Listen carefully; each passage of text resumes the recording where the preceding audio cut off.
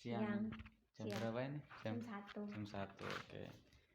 Hari ini kita mau evaluasi sedikit materi bersama Mareta namanya. Iya, Mareta. Oke.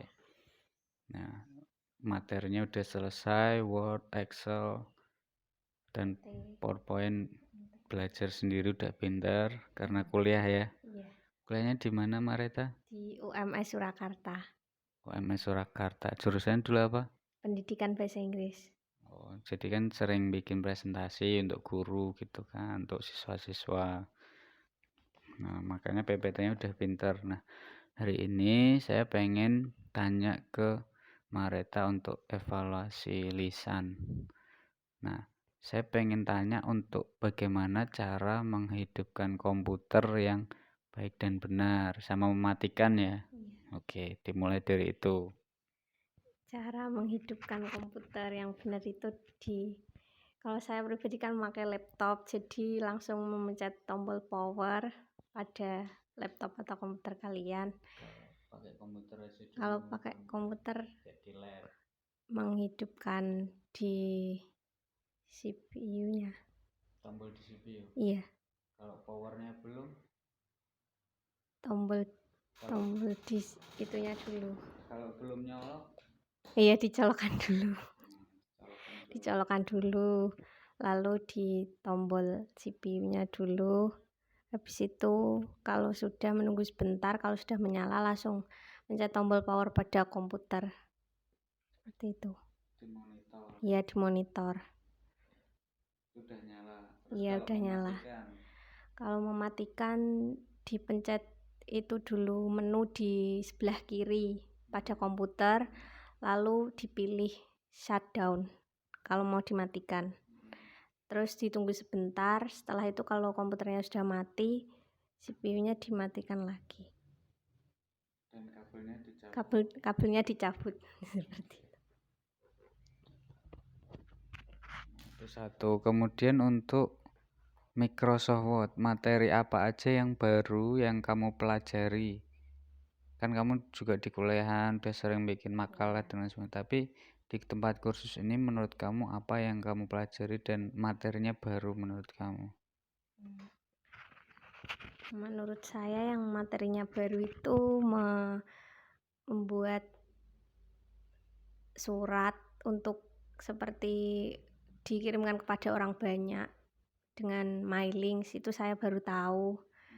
Kalau membuat cover yang lebih rapi juga saya baru tahu. Kalau biasanya membuat cover ya hanya seadanya saja. Lalu mengetik agar bisa rapi juga, membuat tanda tangan di bawah itu agar setara menggunakan tabel juga. Kalau dulu saya manual jadi agak susah menyamakannya seperti itu. Banyak yang baru tahu sih sebenarnya kalau di Word. Kalau Excel dulu saya cuma menggunakannya kayak min, max, average seperti itu yang dasar-dasar. Kalau di sini diajari sum product, VLOOKUP, HLOOKUP seperti itu. Fungsi if juga banyak ternyata. Saya baru mempelajarinya di sini. Biasanya yang dasar-dasar saja. Kalau yang saya tahu dulu juga di universitas juga dasar-dasarnya saja. Nah, tadi pertama bilang ada bikin surat untuk orang banyak ya. Iya. Berarti kelebihannya lebih efisien waktunya. Iya, lebih cepat. Terus yang kedua tadi misalkan ada fitur-fitur baru di Word yang ternyata bisa digunakan gitu ya. Kayak bikin tanda tangan dan lain sebagainya. Biar lebih rapi. Nah, kemudian tadi di Excel itu kan untuk pengolahan data sama angka ya. Iya. Nah, kemudian untuk if sendiri itu seperti apa? Contoh masalahnya, kemudian cara mengerjakannya, kok dia harus pakai if? Kenapa nggak pakai yang count if atau sum if? Nah, itu kenapa? Masalah yang seperti apa pakai if? Kenapa kok masalah ini pakai if? Dan ciri-cirinya masalah yang bisa diselesaikan dengan if itu bagaimana gitu. Kalau ciri-ciri masalah yang bisa dipakai dengan if itu, contohnya juga ada nama siswa dan nilainya. Nanti kalau sudah di rata-rata itu lulus atau tidak lulus itu pakai if. Lalu mencari nama barang juga memakai if. Biasanya seperti itu. Nama barang. Iya. Oh, barangnya apa? Iya, barangnya apa? Tapi kan harus ada kode. Iya, kodenya juga.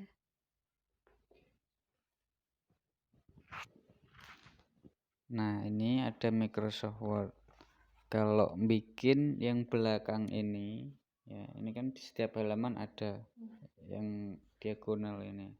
Nah, ini namanya apa? Terus cara membuatnya gimana?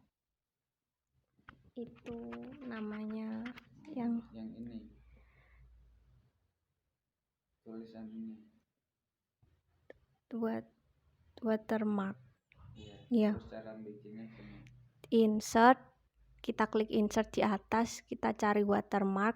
Lalu kalau tulisannya disesuaikan, dicari tulisan custom, nanti tulisannya yang mau dimasukkan kita ketik oke, terus sudah jadi. Fungsi watermark ini apa?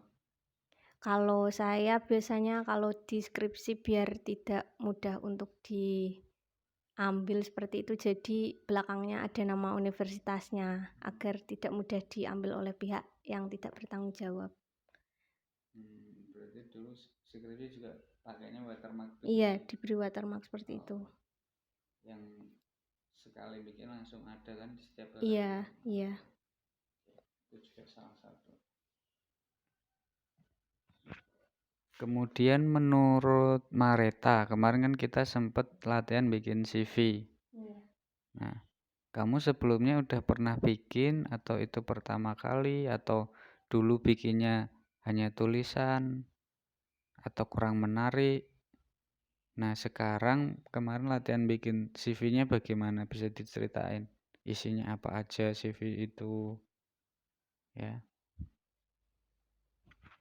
Kalau saya jujur pertama kali baru membuat CV dan itu saya memilih cara yang menurut saya cukup mudah dengan menggunakan Word saja, dengan memasukkan shape dengan berbagai warna, jadi kesannya sederhana tapi menarik seperti itu.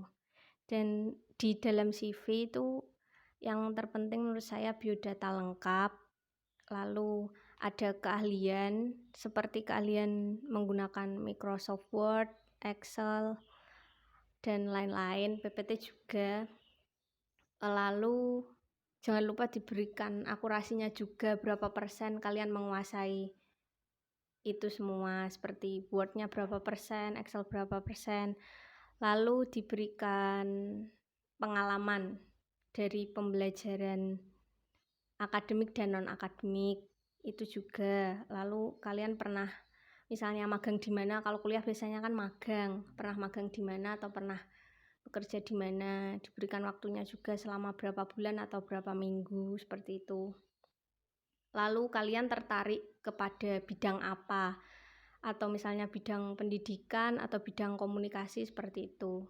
Dan juga pernah mengikuti ekstrakurikuler atau himpunan mahasiswa, itu juga sangat membantu dalam menyusun CV. Menurut saya akan dipertimbangkan oleh perusahaan yang akan kita ajukan CV-nya.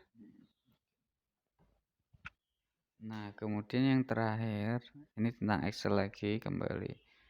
Kira-kira untuk materi count if dan sum if itu bedanya di mana, kemudian kasusnya seperti apa ketika kita pakai count if atau pakai sum if itu. Masalahnya begini loh sehingga saya pakai ini. Gitu, coba dijelaskan. Kalau count if itu yang ada kriterianya, seperti murid nilainya kan macam-macam, ada yang A, B, C, D lah itu nanti kita mencari nilai yang murid yang nilainya A itu ada berapa banyak, itu kita memakai count if. Kalau sum if itu sum kan menjumlahkan, itu kita juga memakai penjumlahan untuk kriteria tertentu seperti absen dalam bekerja itu ya. Ya kalau masuk atau liburnya itu bisa dihitung dengan sum if. Seperti itu.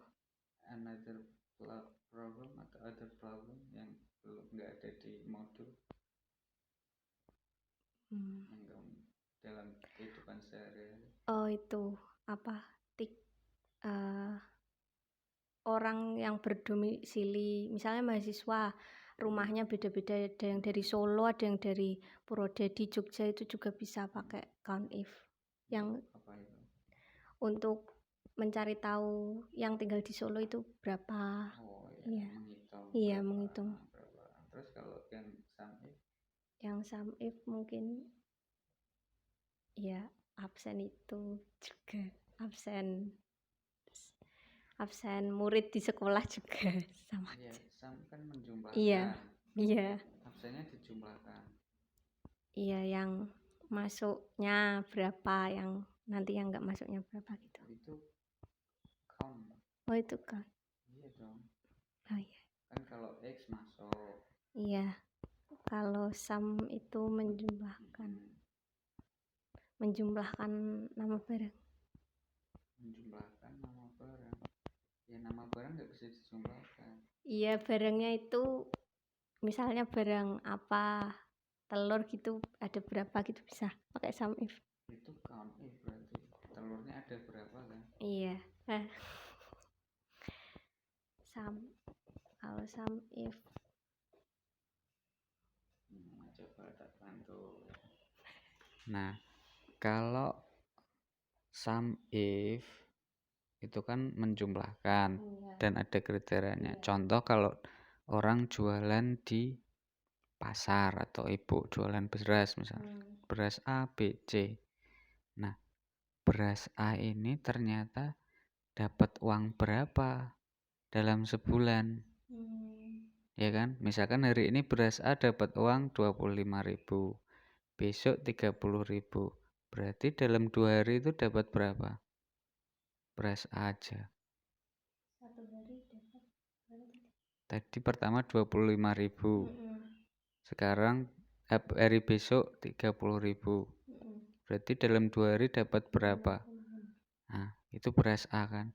Padahal hari ini kita jualan beras A, beras B, beras C, macam-macam. Tapi kita hanya ingin menjumlahkan yang beras A-nya saja. Kita dapat uang berapa dari beras A. Nah, itu menjumlahkan, tapi kriterianya beras A kan. Nah, tuh kayak telur atau apa dan lain sebagainya tadi bisa juga. Itu kalau manfaat kita punya bisnis jualan. Kalau tadi di kerjaan di sekolahan misal contoh, ya berarti kita menjumlahkan bukan kelas, contoh kelas 1, 2, 3 SMA. Nah, ini Rudi kelas 1, Budi kelas 2, kelas 3. Nah, kita bisa menjumlahkan berdasarkan kelasnya.